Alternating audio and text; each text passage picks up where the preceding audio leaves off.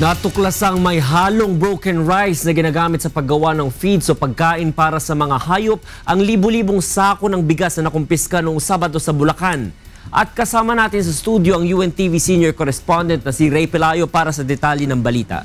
Ray, good evening. Magandang gabi, Tony Reggie. At kanina nga ay nagsagawa ng follow-up inspection ang National Food Authority tsaka itong CIDG and together with Secretary Marojas dyan sa may isang kumpanya sa may titawag ng Pure Feeds Corporation sa Tikay, Malolos City.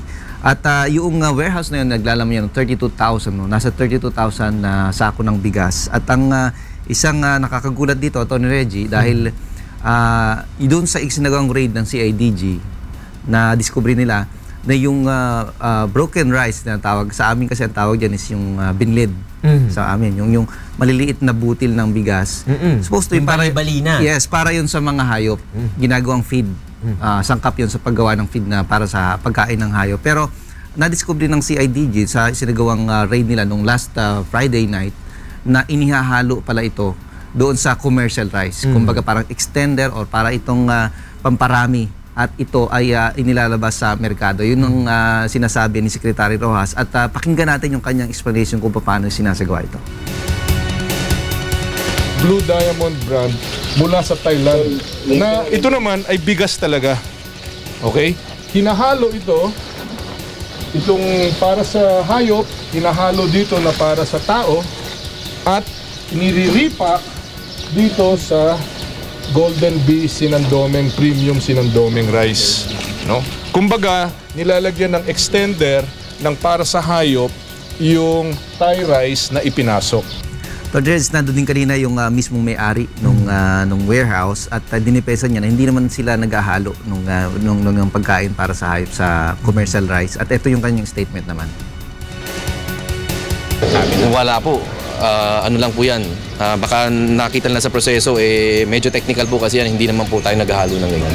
Ayon kay Secretary Rojas, Attorney Reg, wala namang maaaring idulot na sama doon sa kung makain man ito ng tao. Pero ang nababiolate dito, ang nalalabag, yung bang karapatan ng mga mamili, na-expect nila na ang binibili nilang bigas, talagang yun yung amount. Pero then, alam naman natin na mas mura yung ganong klase ng bigas na ginagamit para sa sangkap sa pagkain ng hayop kumpara sa commercial rice.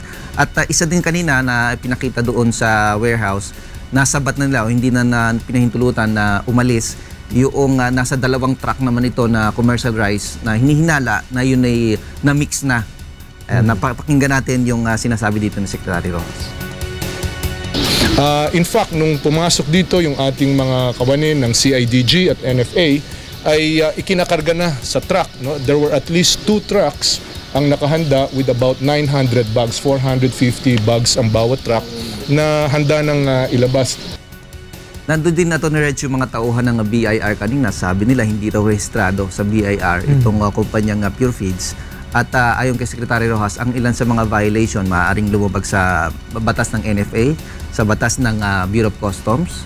Ito palang ganitong klase ng bigas, yung broken rice, mas mura yung taripa nito, nasa 3 to 10% lang. While yung commercial rice, nasa 40% ang taripa nito. So, doon nakikita may violation sa rule ng BOC and then sa Bureau of Animal Industry Laws. Meron dito daw silang violation. At ayon naman doon sa may-ari nitong warehouse, Attorney Reggie, ididepensa naman nila at kaya nilang patunayan na lehitimo yung kanilang operasyon. Pakinggan muli natin si Jojo Soliman, yung may-ari ng warehouse. Kasi with all the papers, meron tayong local, meron tayong imported, may import permit tayo, may milling po tayo, kompleto naman po. Attorney Reg, para po doon sa ating mga kasambahay na siyempre baka mamaya nagkakaroon sila ng paano ba natin malalaman kung yung nasa merkado na to, halimbawa, no? Paano nila malalaman kung ito ay pinaghalong commercial rice at yung broken rice? Itong tip ng taga-NFA. Depende sa rate of halo or addition. No? So, kung masyadong malaki talaga yung rate of addition, parang makikita mo na merong broken. Yung broken po, yung parang halos durog na siya, meron siyang long grain. So, mahalata natin, sabi ni NFA Administrator Arthur Juan, kung nakikita nyo mas maraming broken rice, huwag nyo nang bilhin dahil possible na yun ay talagang galing dun sa ganong operation. At Sa operasyon ng NFA with the CIDG PNP, nakaka-18 warehouses na sila ng inspection. Yung 4 dito, kasama nga yung inspection kanina, ay kasama sa nakikita ng possible na paglabag sa batas ng NFA. Ipapasara ba ng gobyerno itong warehouse na ito? Sa ngayon, Atty. Reg, itong Pure Feed Corporation, stop muna operation since Friday. Nagkaroon ng raid. At titingnan muna, evaluate yung mga permits talaga dito, kung legal ba talaga. At kung napatunayan na talagang may mga paglabag, ay isasara nila itong kumpanya. Bibigyan nila ng penalty. Yung mga na-i-distribute na sa merkado, ipaparecall ba? Meron bang plano ang gobyerno na iparecall lahat yun para syempre hindi na mabili ng mga mamimili? Ayon kay Secretary Rojas kanina, iti-try nila na matunton kung saan ba i-deliver itong mga... Actually, ayon nga sa may-ari, 60 years na sila nag-ooperate. Okay.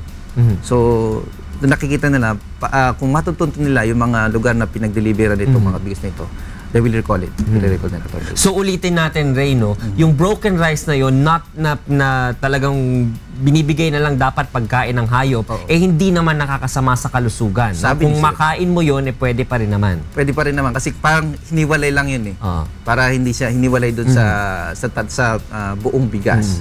Kaya lang yun nga, yung binili mo, hindi yun exact na amount. So, parang nadaya ka lang. Yes. No? Dahil ang binili mo dapat yung mga long grain, pero basag-basag yung mga inihahalo doon. Para sa mga hayop talaga yung ganong klase ng bigas.